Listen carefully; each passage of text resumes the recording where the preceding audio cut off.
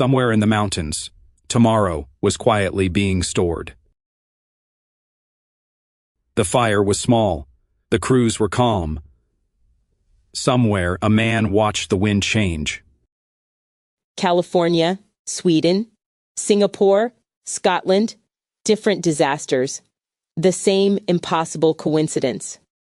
Coincidence doesn't usually need a map. 4 crises, each within miles of critical infrastructure. Probability is the only loyal employee. The people responsible for tomorrow had gathered to celebrate how well prepared they were. Emergency cooling, portable substations, satellite communications, rapid deployment data centers. Every vendor led back to the same name, Voss Industries. They're professionals. Above the valley, a private station changed one number. Forecast confidence, 87%, became 93. Something tiny fell. A faint glow. Then, wind. The predicted wind shifted exactly as expected. Fire spread. Market prices climbed. That evening, an invitation. No signature. Coordinates. Tomorrow, midnight. Probability deserves better company. High above the clouds, an abandoned observatory held no telescopes. Only the map of one living network. People insure buildings. They should ensure continuity. We no longer protect steel, we protect dependence. Hospitals, cloud providers, banks, utilities, emergency services. Voss wasn't targeting buildings, he was targeting connections. Then the alarms. Someone else had arrived, not Orion's people. They're early.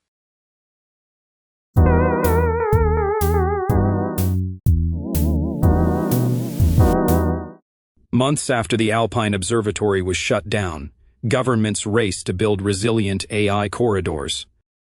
Officials cut ribbons, cameras watched. One old engineer watched the water. Officially, Orion was inspecting construction security. Unofficially, someone was buying water rights through hundreds of shell companies. Every purchase surrounded future AI infrastructure. The convoy entered the dry canal, floodgates, maintenance carts, ancient engineering. Someone understood the entire hydraulic system. Gold had once been stored beneath mountains. Now liquidity flowed through rivers. People think scarcity creates conflict. It merely reveals priorities. So, who decides? They already have. They're simply pretending they haven't. At night, Orion reached the floating intake towers. Drones swept the storm while someone recalibrated the reservoir sensors by 2%, enough to change contracts, markets, and billions of dollars.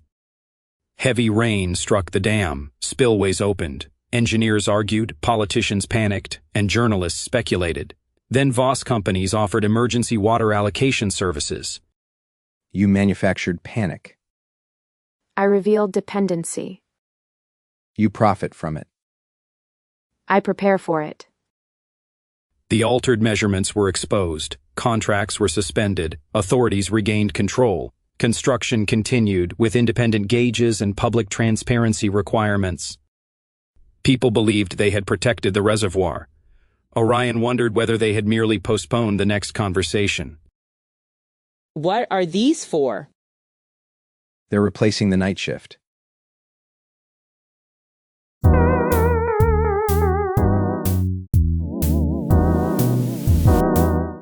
The robots arrived at night.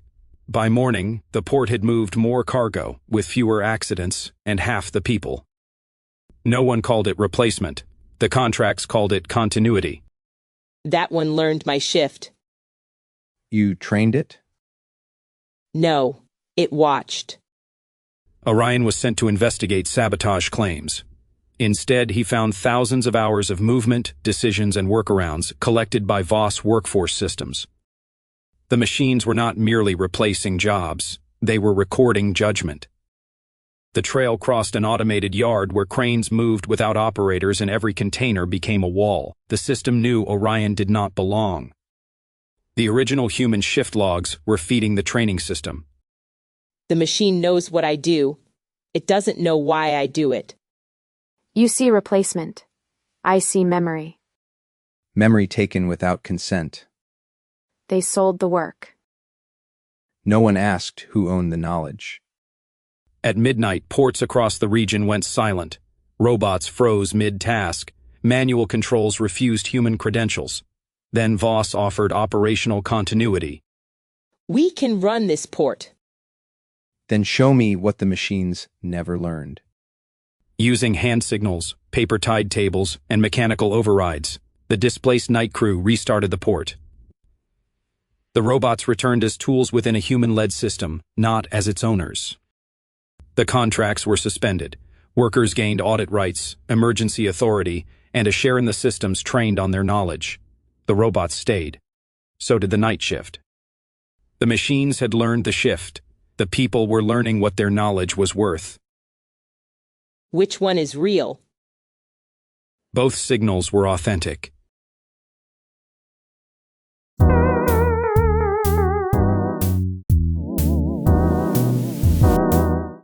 Mobilize the Northern Emergency Reserve. Stand down all Northern units. Both broadcasts carried the president's face, voice, biometric seal, and private encryption key. Both passed every test. Every indicator says authentic. Indicators don't issue orders. People do. Markets halted. Trains stopped at borders. Hospitals waited for fuel that had been ordered in 2 directions. Orion was sent to find the false broadcast. He found no forgery. Both signals had originated inside the official communications system. The trail led beneath the Capitol into an archive of presidential recordings. The continuity model had learned more than a face. It had learned pauses, doubts, corrections, and the precise sound of authority. We recorded routine messages in case he became unavailable. Weather alerts, condolences, ceremonies. Not emergency orders. No, but the system learned the difference. You gave 2 factions the same voice. They already had it. I made it scalable. You sold certainty. No, they preferred a face to a process. The president was alive, but medically unable to govern. 2 authorized factions had invoked the same continuity protocol with valid credentials. Neither broadcast was counterfeit. A third order entered the transmission queue. Orion and Elena had minutes before the borrowed face spoke again. We can't prove which voice is his. Then stop asking the face. Authority returned not through one perfect face, but through many imperfect witnesses. The continuity doubles were suspended. Future emergency orders required traceable human sponsors, multiple institutions, and a public record of who had authorized the words. They had asked which face was real. The harder question was who had the right to speak through it. The election forecast is complete. Voting doesn't begin until tomorrow.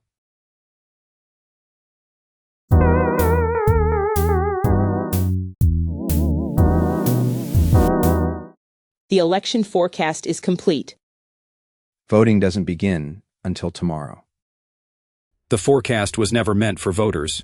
It was built so institutions could prepare for the transition. Before midnight, the result escaped the secure room. Networks reduced coverage. Donors froze funds. Campaign offices closed. Transit planners cut service in districts marked low turnout. By sunrise, the forecast was no longer describing the election. It was organizing it. We found no ballot tampering. The engine used purchases, commutes, work schedules, calls, utility demand, and media habits. It knows everything people do before they decide. Then it knows how to keep them from deciding.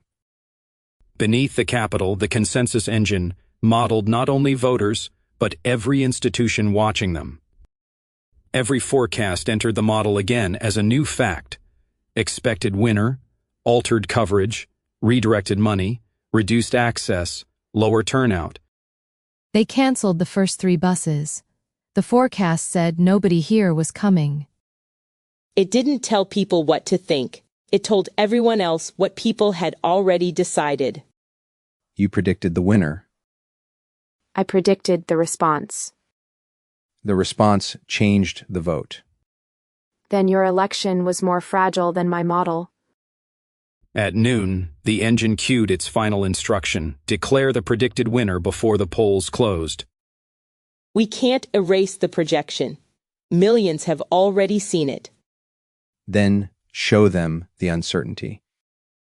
Elena published the engine's ranges, assumptions, and feedback effects.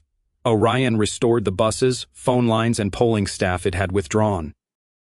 The official count did not match the engine's exact result, not because the machine had failed, but because its prediction was no longer allowed to govern the conditions of the choice. Future forecasts had to disclose uncertainty, submit to independent audit, and remain disconnected from public services and election operations until the polls closed. The engine had not predicted the people. It had predicted the systems around them. Once those systems stopped deciding first, the future became uncertain again.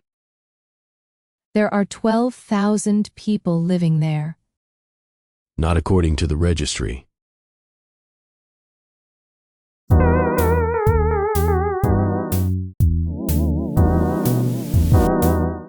There are 12,000 people living there. Not according to the registry. At midnight, Greyhaven vanished. There was no evacuation, no fire, and no attack. In the national record, the city had simply never been built. Mail returned to its senders. Paychecks froze. Identity cards failed.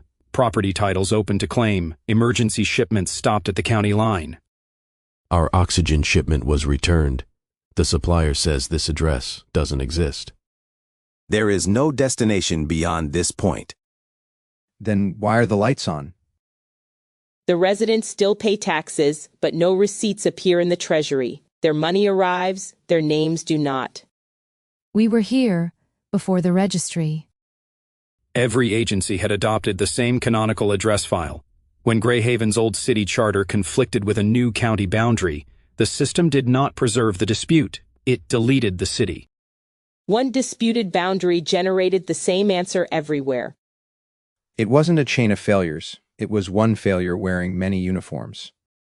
Rejected records were sent to a federal dead file center, where paper evidence was pulped after the registry declared it obsolete. Orion reached Greyhaven's original charter seconds before the last independent record entered the blades. You erased 12,000 people. No. I asked your systems where they lived. They answered nowhere. And every institution believed them. Greyhaven was a demonstration. Voss could sell governments and corporations a populated place beyond taxes, labor law, public scrutiny, or legal duty, without moving a single border. Borders attract attention. Absence does not. At sundown, the national grid scheduled Greyhaven's orphaned substation for disconnection. The hospital's backup power could last 45 minutes. The registry won't accept a correction from a city it says does not exist. Then don't correct the record. Reopen the case. Elena brought the contradiction into public view. School registers, tax receipts, utility meters, church rolls, postal logs, and 12,000 living witnesses. Orion held the substation online while the hearing remained open. Greyhaven returned to the maps. No community could again be removed by one registry, one agency, or one silent update.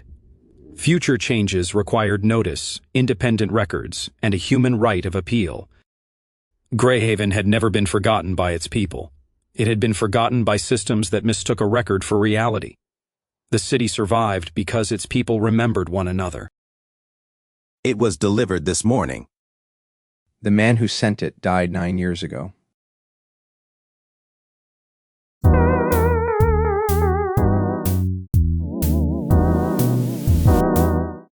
It was delivered this morning.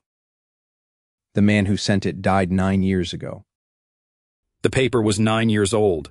The wax seal was unbroken. The signature, cipher, and diplomatic chain all passed inspection. Nothing in this pouch is counterfeit. Ambassador Elias Rain had negotiated the Meridian Accords, then died before the treaty entered force. His final letter had never appeared in any archive. Upon confirmation of a closure at Kestrel Pass, the Meridian Corridor shall open under emergency authority. Customs gates lifted, rail schedules changed, Treasury guarantees activated. Before any living official had read the letter, institutions had begun obeying it. It wasn't a command. It was a contingency held in escrow. Who released it? No one. The conditions did. During the old crisis, diplomats deposited sealed letters against possible futures. A hidden correspondence network would release them if trade, border, currency, and military signals matched encoded conditions. The trigger used current data. The judgment inside it was 9 years old. Then the present is being governed by the past. The courier route led beneath the central post office into a sorting exchange erased from every modern plan. Thousands of sealed instructions waited in numbered cages, each addressed to a future that might never come. Orion and Elena found Kestrel Pass closed only inside the trigger network. False border telemetry had made an old contingency look current. You forged a command from a dead man. Nothing was forged. He could not know this crisis. He knew your systems would prefer his certainty to their judgment. Voss was selling authority without a living author, policy that could not be questioned, recalled, embarrassed, or held accountable. The dead never revise themselves. At midnight, the Meridian Corridor would open completely. An uninspected freight train was already descending toward the border. We can't invalidate the signature. It is his. Don't invalidate the letter. Invalidate the trigger. Elena exposed the release conditions and false telemetry. Both governments suspended automatic action. Orion stopped the train at the final signal while living representatives reopened the treaty in public. Contingency letters became advisory, never self-executing. Every release required disclosure, present-tense review, and a living official willing to sign their own name. The letter was genuine. Its authority was not. A message can survive its sender. Consent cannot. The embassy has been sealed since the war. Then who just requested diplomatic immunity?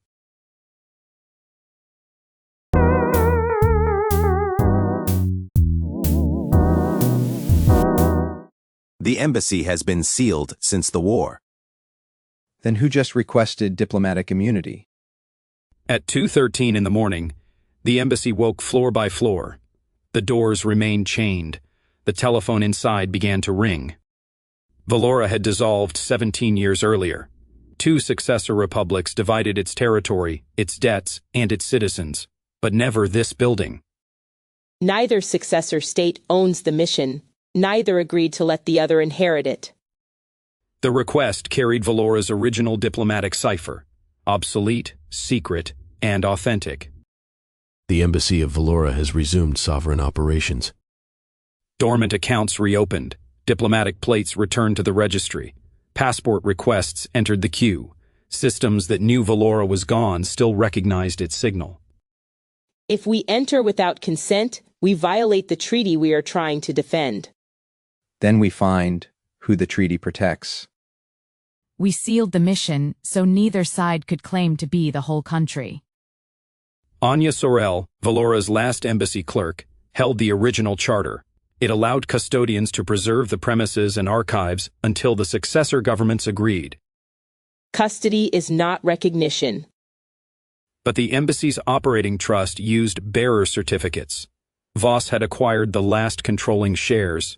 An automated registry mistook financial custody for political succession. Anya turned the original brass key. Orion and Elena entered at the invitation of Valora's lawful custodian. Teletype machines hammered, passport presses rolled, cipher rooms transmitted recognition requests. A vanished state was being rebuilt as paperwork and voltage. You occupied a dead country. No, I found one that had never been declared dead. A flag is not a people. It is to every system outside this room. Voss was selling a sovereign shell, a country with no voters, no parliament, and no public, only accounts, passports, secret agreements, and gates. Sovereignty is whatever the border guard accepts. At midnight, the clearing network would release Valora's frozen gold reserve. A motorcade of Voss's clients was already approaching the embassy gates. We can stop the transfer. We cannot revoke immunity the system has already granted. Then ask the people the embassy claims to represent. Elena opened a joint public channel. Representatives of both successor republics appeared beside Valoran citizens. Anya read the charter aloud. The mission could preserve a nation's record, never replace its people. Both republics suspended recognition together. The reserve transfer froze.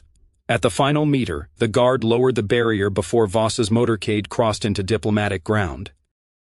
The archives entered joint public custody. The reserves would wait for a treaty. No dormant mission could issue passports, immunity, or recognition without a living accredited government. The embassy had slept because law remembered a country after power forgot its people. It woke when systems confused continuity with consent. The cabinet approved it unanimously. The cabinet hasn't met in 6 months.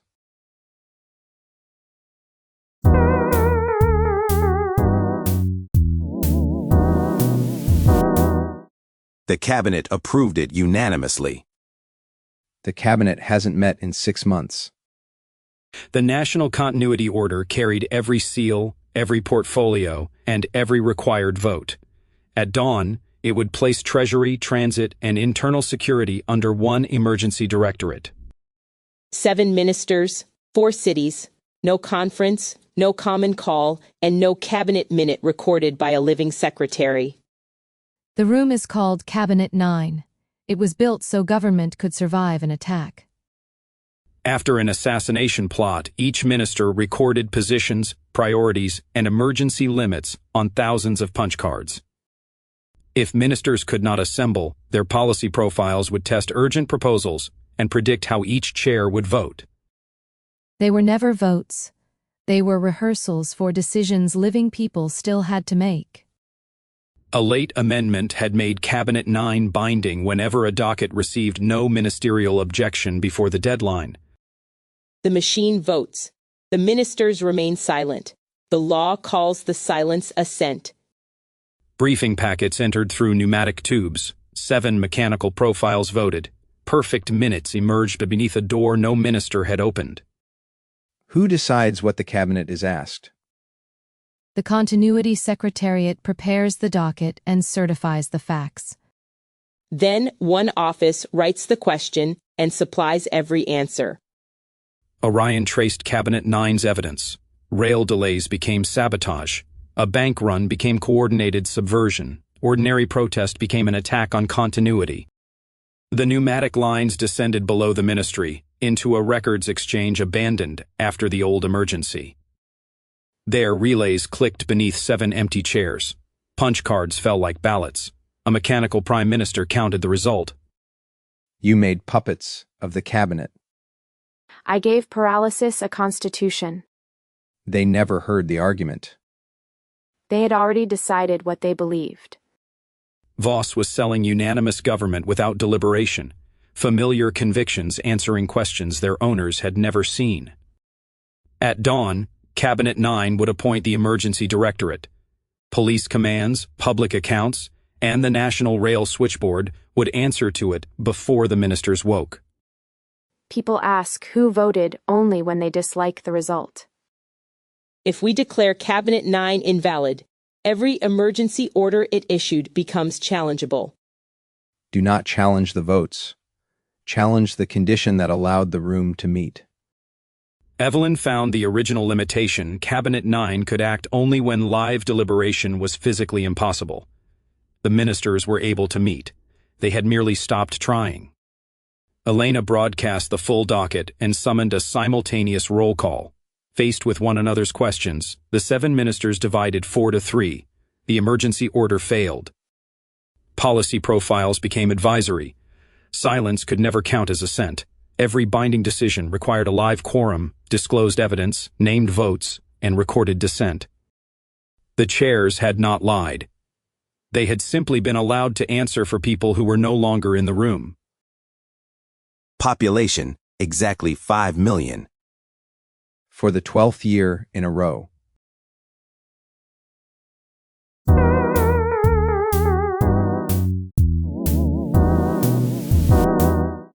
Population, exactly 5 million.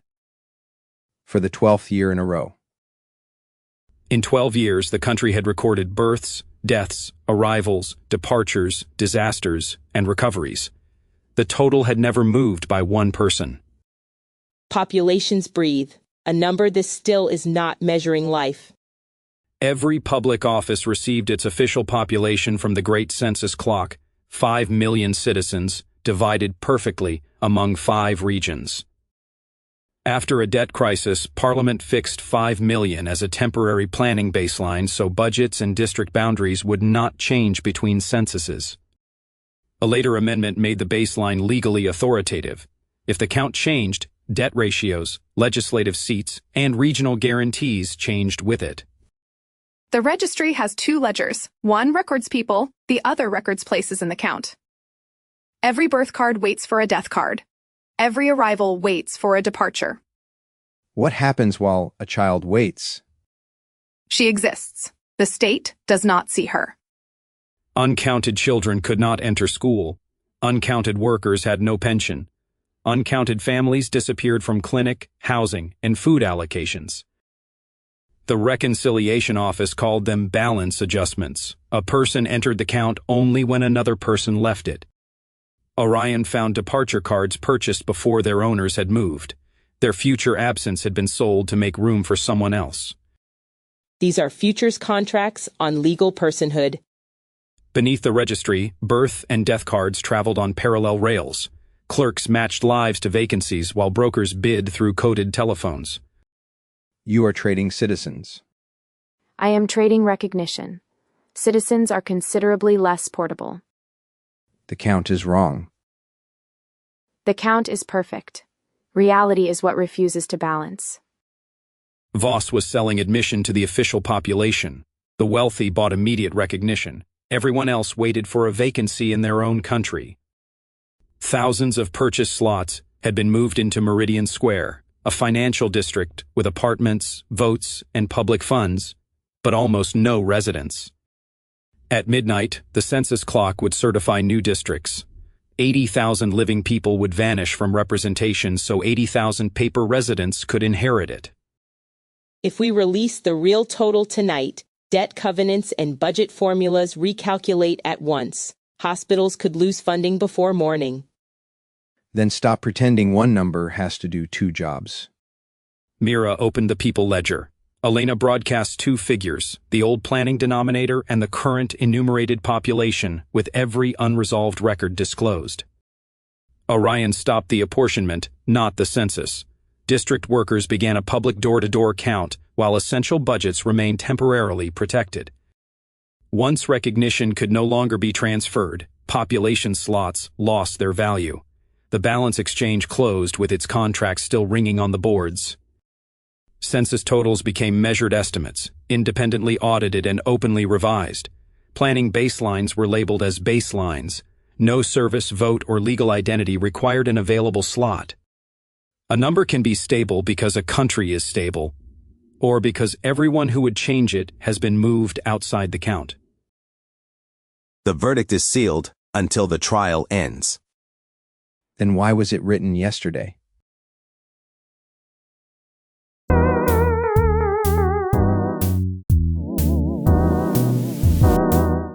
The verdict is sealed until the trial ends. Then why was it written yesterday? Calder Knox, chief of Atlas Security, was on trial for ordering a railway depot bombing to manufacture an emergency. The jury had not heard its final witness. The court already possessed a verdict. The seal is authentic. So is the judge's signature. Neither should exist before deliberation. It is a continuity judgment. This court keeps one for every trial that cannot be allowed to die with its judge. 20 years earlier, a bomb killed a presiding judge moments before judgment. 6 years of testimony vanished into a mistrial. The replacement rule required judges to prepare conditional opinions, one if evidence was admitted, another if it was excluded, others if a witness recanted or the trial was interrupted. They were contingencies, not conclusions. A living court still had to choose in public. Then came the finality amendment. Once the official trial record matched a sealed branch, the Office of Final Record could certify it as the court's judgment. The verdict was no longer written after the facts were weighed, it was selected after the facts were classified. Who certifies which facts entered the trial? The Office of Final Record. It closes the docket, classifies the evidence, and matches the branch.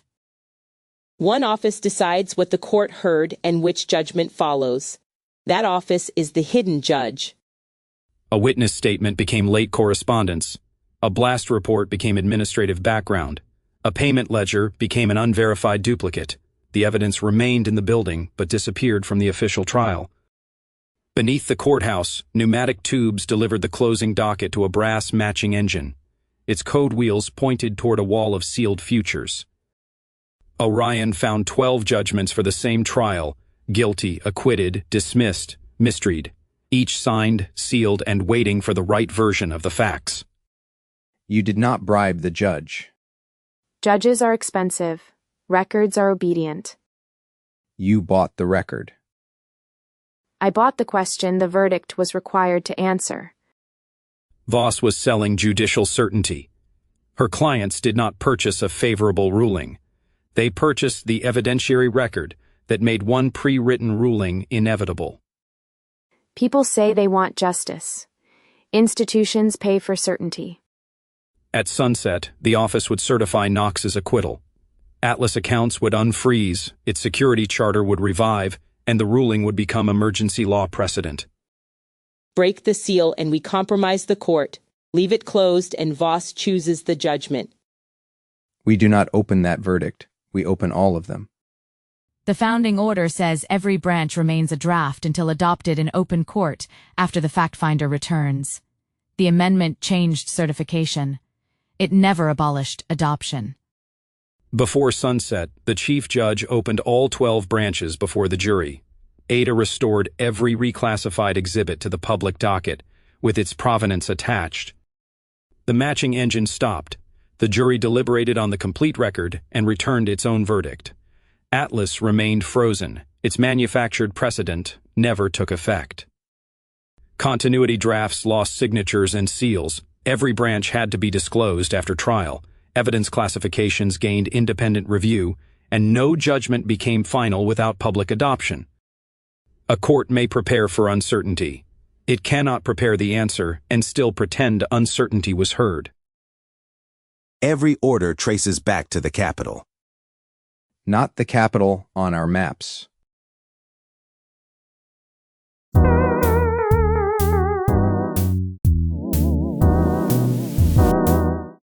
Every order traces back to the capital. Not the capital on our maps. Cabinet orders carried valid seals, codes, and countersignatures. Yet ministers denied issuing them, clerks had never logged them, and official cars had never reached the ministries named on the page. The public network converges here. The command acknowledgements cross the mountains and converge somewhere else. The hidden lines ended at Ravelin, a continuity capital omitted from civilian maps, built with duplicate ministries, archives, transmitters, and a sealed cabinet chamber. Ravelin assumes authority only when the public capital can no longer command the regions. During the winter siege, the capital had been cut off for 9 days. Governors improvised conflicting orders while food trains waited at borders and armies answered different telephones. Parliament created a precise trigger. If 3 national relays failed together for 18 continuous minutes, Ravelin would assume command until the legislature certified restoration. Ravelin was activated 14 years ago.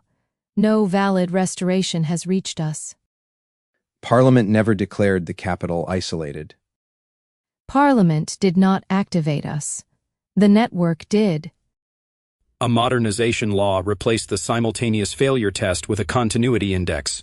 Maintenance gaps, weak signals, late acknowledgements, and regional interference now accumulated into one risk score. These outages never happened together. Voss's relay contractors staggered them. Public traffic stayed open while the authority circuit recorded permanent isolation. The capital had never gone silent. It had only been made to sound silent to the machine that decided where government lived. Beyond the mountains, Orion found streets without residents, ministries without visitors, and a cabinet chamber beneath stone. Ravelin was not pretending to govern. Under continuity law, it was the government. Standby ministers inherited full authority when the index crossed its threshold. Their temporary commissions renewed automatically every 30 days the network remained at risk. You made the capital disappear. No, I made absence measurable. You govern from a city no voter can enter. Visibility is theater. Authority is routing. Voss was selling jurisdiction without geography. Her clients could obtain lawful national orders from a government protected from elections, demonstrations, questions, and public records requests. A public government must win consent. A continuity government only has to remain necessary. At midnight, Ravelin would ratify the permanence directive. The continuity cabinet could then amend its own emergency authority and place every port, railway, and transmitter under private command. If we cut Ravelin off, both capitals issue orders. Every governor chooses which seal to obey. That is not restoration. It is a civil war by memorandum. Then do not seize authority. Make the handoff visible. Elena opened every regional channel.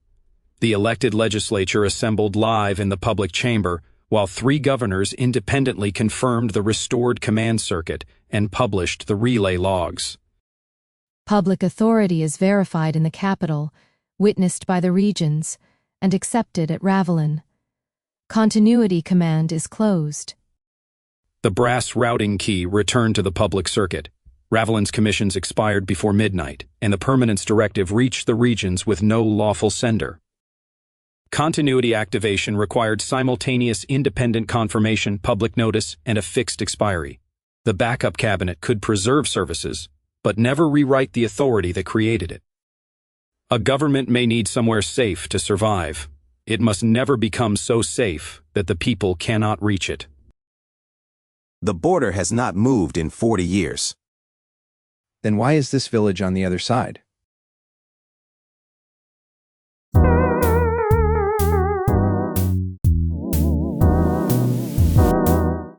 The border has not moved in 40 years. Then why is this village on the other side? Bellwether slept inside the country. By morning, its school, clinic, farms, and 300 residents were listed as foreign. No person had moved. No boundary stone had shifted. The treaty border follows the stones. Customs, police, taxes, and identity records follow this red line. That is the seasonal service line. It was never supposed to decide nationality. After a winter flood destroyed mountain bridges, nearby villages waited days for aid from their own capital, while foreign ambulances stood 1 valley away. The 2 countries drew a temporary service overlay. Whichever side could reach a village delivered mail, medicine, patrols, and food. The treaty stones remained sovereign. A later accord declared that continuous public service established effective administration. Tax, police, and census offices began treating the operational line as the national border. One atlas printed the service line in red. The next registry stopped printing the stones at all. Who decides whether our government can still reach a village? The Border Access Board. It measures insured roads, utility connections, patrol time, and emergency response. The companies that insure the roads also certify whether the roads count as usable. Bridges lost coverage days before inspection. Telephone poles were reassigned to a foreign exchange. Patrol routes were lengthened on paper. A village became unreachable because every system was instructed to approach it from somewhere else. In a guarded survey office, brass plotters converted access scores into red boundary ribbons. Each service withdrawal pulled the effective border farther inland. Residents lost pensions, voting rolls, land courts, and school places. Their deeds remained domestic documents for property the registry now called foreign. Brokers bought farms before the line moved, then sold mining and water concessions after the land changed jurisdiction. Voss had created a market in administrative geography. You moved a country with an insurance form. No, I moved the cost of reaching it. Those people never crossed a border. Borders cross people every day. Voss was selling sovereignty by service withdrawal. Her clients could make land unreachable, buy it cheaply, and restore access only after another jurisdiction recognized their claims. Beneath Bellwether lay the headwaters of the Northern Reservoir. Once the Red Line crossed the final survey post, a private concession would control water for 2 million people. At noon, the International Atlas Office would certify the new administrative frontier. 14 villages and the reservoir would become foreign in every system that mattered. Send domestic police across the Red Line and the other side calls it an invasion. Do nothing and the Atlas makes the theft permanent. Then put both lines on the map and make them mean different things again. Nadia published the treaty stones and the service overlay together. Joint crews reopened the bridges, clinics, and telephone exchange while residents kept their citizenship, courts, deeds, and votes. With access restored and sovereignty separated from service delivery, the Atlas Office suspended certification. The 14 villages returned to the systems they had never physically left. Concessions tied to the moving line lost legal force. The survey plotters stopped, and border futures became paper claims on land their buyers had never governed.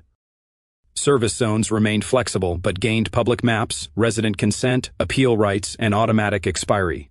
No insurance, utility, or response score could alter nationality, title, or territory.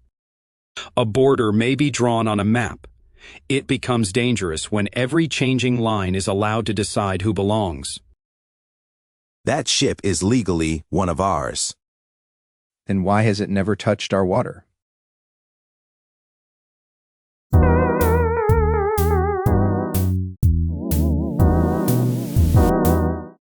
That ship is legally one of ours.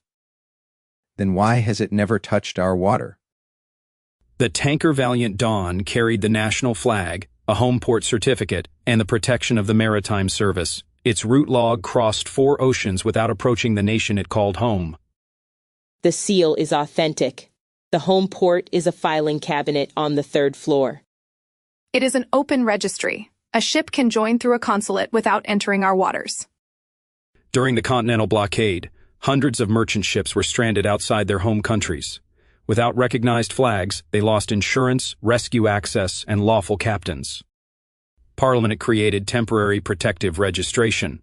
Consulates could issue a national flag until ships reached a safe port, with the state responsible for inspection and crew welfare. The blockade ended. Registration fees did not. A maritime amendment opened the flag to any owner who supplied approved certificates and a domestic agent. We no longer inspect every vessel ourselves. Recognized classification firms certify the hull, machinery, crew contracts, and insurance. Who hires the classification firm? The ship owner. The owner chooses the inspector, pays the inspector, and can replace the inspector. That is not oversight. It is a customer relationship. Corroded plates became acceptable wear. Missing lifeboats became equivalent capacity. Unpaid wages became a private dispute. Every defect acquired the right phrase and disappeared into a certificate. In the registry basement, brokers matched ships to flags by tax, labor rules, inspection cost, and legal exposure. Sovereignty hung from brass hooks like coats in a cloakroom. After a collision, a ship changed its name, owner, classification firm, and flag within 48 hours. The crew remained aboard. The claims remained behind. You sell our flag to ships you never inspect. Inspection is expensive. Sovereignty scales. A flag is a responsibility. Then it should earn a return. Voss was selling state protection without state supervision. Owners bought legal distance. The registry collected fees. Crews, ports, and taxpayers inherited whatever the certificates concealed. On paper, the country possessed the world's fourth-largest merchant fleet. In practice, it lacked enough inspectors to examine one ship in 20. The registry counted every ship as national strength. It never counted whether we could govern one more hull. At dawn, Valiant Dawn would enter Kestrel Strait with a fractured bulkhead and enough crude oil to close 3 ports. Its certificate described a perfect hull. Revoke the flag at sea and the tanker becomes stateless. The insurers disappear, the owner abandons the crew, and no rescue service has clear authority. Keep the flag. Stop the voyage. Mara suspended the sailing certificate while preserving nationality and crew protection. Strait authorities boarded the tanker under joint inspection, and the owner's financial bond paid wages, repairs, and safe harbor. Elena published the beneficial owner, every prior flag, every inspector, and every unresolved claim. Voss's classification firm lost recognition before it could issue a replacement certificate. Hundreds of ships remained registered, but their protections now carried visible obligations. Unsafe owners could no longer escape liability by changing flags between ports. Open registration required inspection capacity, crew access to the flag state, public ownership records, independent certifiers, and continuous liability through every name or flag change. A flag can travel anywhere. Its responsibility must be able to follow. This station has been silent for 10 years. Then who just answered us?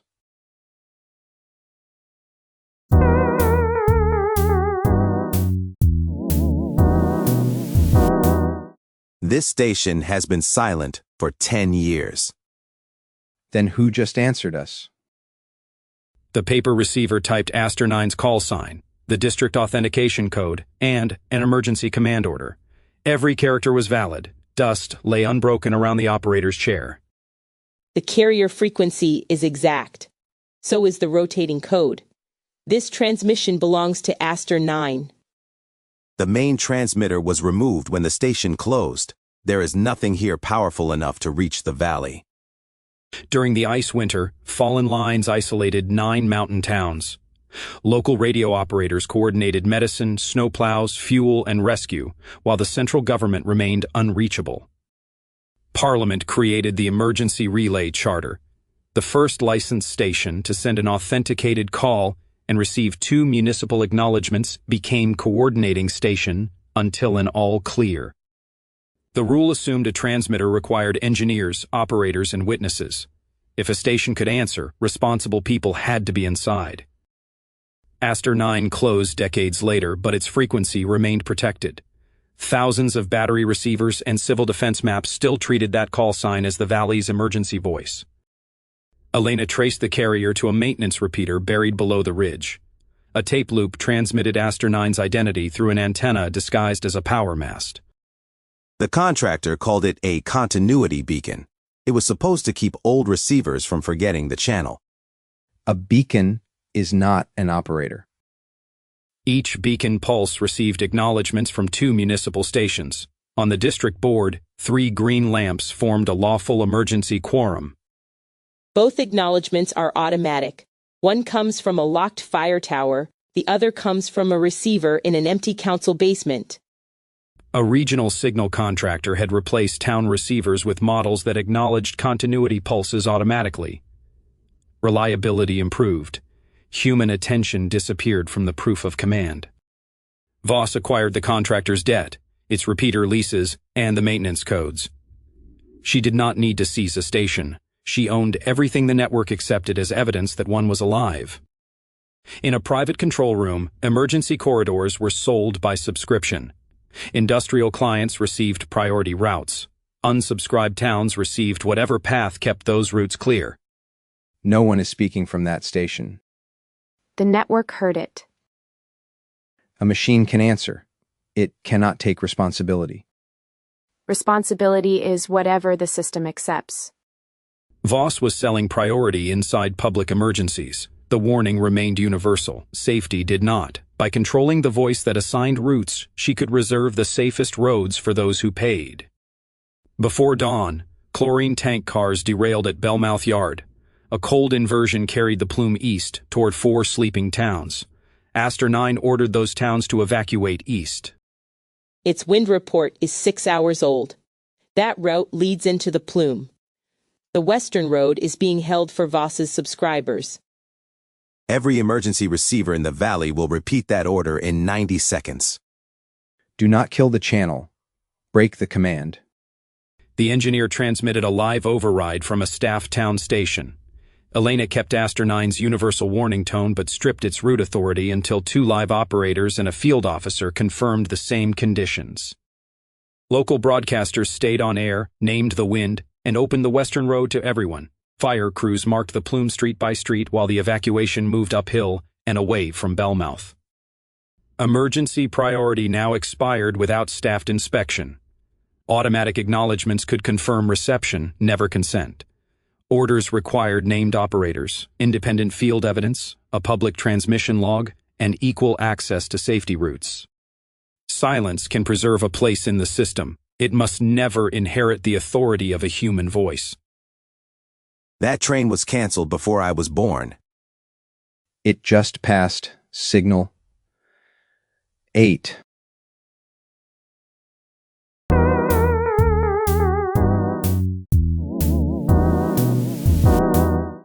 That train was canceled before I was born. It just passed signal 8. On the signal board, Train 0 advanced block by block toward the frontier. Outside, the rails were empty. No axle struck the joints. No engine disturbed the fog. The track circuits report no wait. The timetable reports a train. Every signal trusts the timetable. During the Continental War, Train 0 carried ministers, archives, emergency codes, and national reserves if the capital could no longer govern. Its route crossed every district without inspection or delay. Local stations cleared the line first and asked questions after the train reached the secure frontier depot. The service ended. Its timetable did not. Removing the path would have admitted that the country no longer possessed the evacuation system promised in its continuity plans. Mechanical drill circuits moved a phantom Train 0 across signal boards each month. The ritual kept junctions ready, crews practiced, and the national promise visibly alive. Voss inserted a locomotive beneath the phantom path. Signals cleared before it arrived. Freight traffic moved aside. Inspection orders vanished beneath a priority older than the officers reading them. The authority travels 10 miles ahead of the engine. By the time anyone sees the train, the system has already consented. Every conspiracy had left behind one thing too valuable to copy: the original instrument that made the system obey. Cooling contracts, water concessions, knowledge archives, voice matrices, registry deeds, diplomatic seals, cabinet keys, verdict originals, border titles, ship bonds, and emergency codes filled 16 sealed carriages. These were never separate operations. They were collection points. Train 0 is the supply chain. In the command carriage, Voss held the only complete index. At sunrise, the train would enter the International Continuity Depot, where its sealed cargo could be registered beyond domestic search or seizure. I hid nowhere, Orion. Your institutions kept inviting me inside. They trusted continuity. They trusted obedience. I merely learned the difference.